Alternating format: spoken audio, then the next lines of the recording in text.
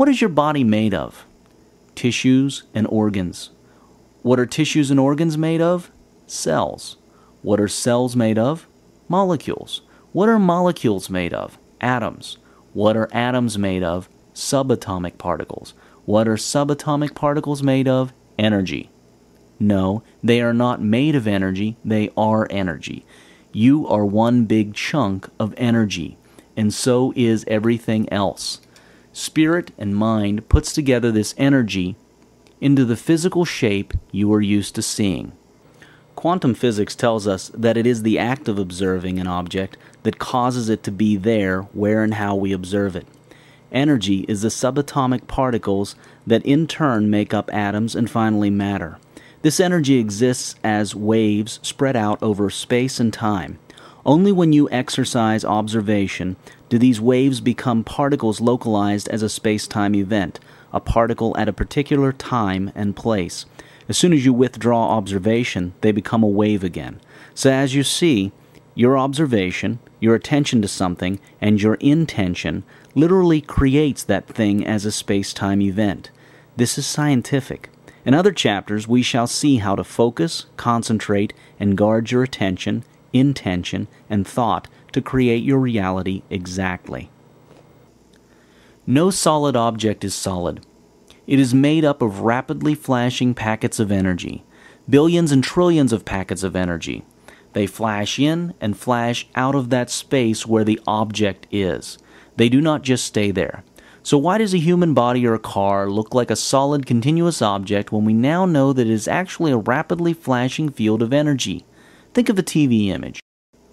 When you watch a movie, you see a person walk across the screen smoothly, yet in reality it is just a film reel with 24 slightly different frames a second, so your eyes do not detect the gap between the frames. Even each of those frames is a composition of billions of light photons flashing at the speed of light. That is what your world is, a rapid flash that causes an illusion of being solid and continuous. Once you understand what your world is really, truly, you start to understand its true behavior and nature. You then change your view of it, and with your changed perception, you change your creation of it. This is the first step to wealth. Every single physicist agrees on one thing: subatomic particles. Those energy packets or quanta are not particles in a particular point in space and time like a table or a chair is, but they are a probability that they can exist at various points in space and time.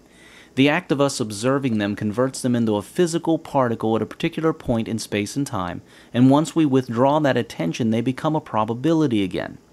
Imagine that the chair in your living room is one big subatomic particle. This is how it would act. When you are not in the house and not thinking of your chair, it would vanish and become a probability that can reappear anywhere in your living room or anywhere else in the universe, actually. When you come back home and you think of sitting on a chair in a particular spot in your living room, and you look for a chair at that spot where you wish to sit, it will magically reappear. This is not some fantasy magical story. Subatomic particles behave just like that. The amazing thing is that all matter is composed purely of massive amounts of these particles. Therefore, all matter acts exactly like a large group of subatomic particles would. A chair's being there is a result of us all watching it being there and deciding it to be there. It is not a wholly independent existence. No matter is a wholly independent existence, independent of the observer. As some scientists say, if everyone and everything in the universe stopped looking at the moon and thinking about it, it would not be a physical moon anymore. It would be a probability of existence. The act of observation makes the probability become a definite thing, and all other probabilities of it being elsewhere in the same world a null existence. Continuous attention keeps it that way, producing the illusion of a solid, continuous existence of a physical moon. Physicists have also discovered that quantum particles make decisions. They are powered by intelligence. Not only that, they also know instantly what decisions are being made by other particles anywhere else in the universe. This synchronicity across space and time is instantaneous. They communicate without taking any time or crossing any space. In fact, they also move instantaneous without having to go across space or take time. They can get from point A to B without having to cross the space in between, and point A and B can be in different times. Remember that quantum particles are not particles as you would normally think of a particle. They are not things that are at a particular place and time. They are spread across space and time. So, what is the intelligence that powers them? Well, it is from the mind of the source, God, all that is, proportionately made up of your own individual mind and also the individual minds of the rest of the universe, depending on the subject matter, scope, and strength of will. Think about all this carefully. Think about the fact that everything your eye can see is made up of these amazing particles, which are under your co-control. Think about the scientific facts that now prove that you are at cause or co-cause for everything around you, and that nothing you observe can exist without your observation.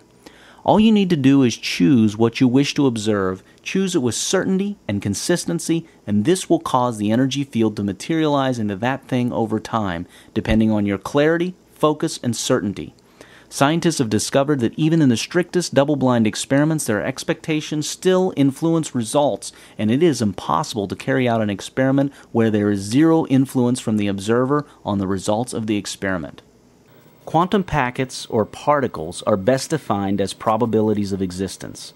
For example, say you have a quantum packet called Mr. X. Before you ask to speak to Mr. X, he will not exist as a person. He will exist as a potential person. Mr. X will be all over the world at the same time with varying potentials to appear in person in Moscow, New York, Kabul, Tokyo, Sydney, Cape Town, or any other town in the world. Now when you call his name, he will appear where you called him, and at that point the probability of him appearing in any other city will become zero. Then when you finish your conversation with him,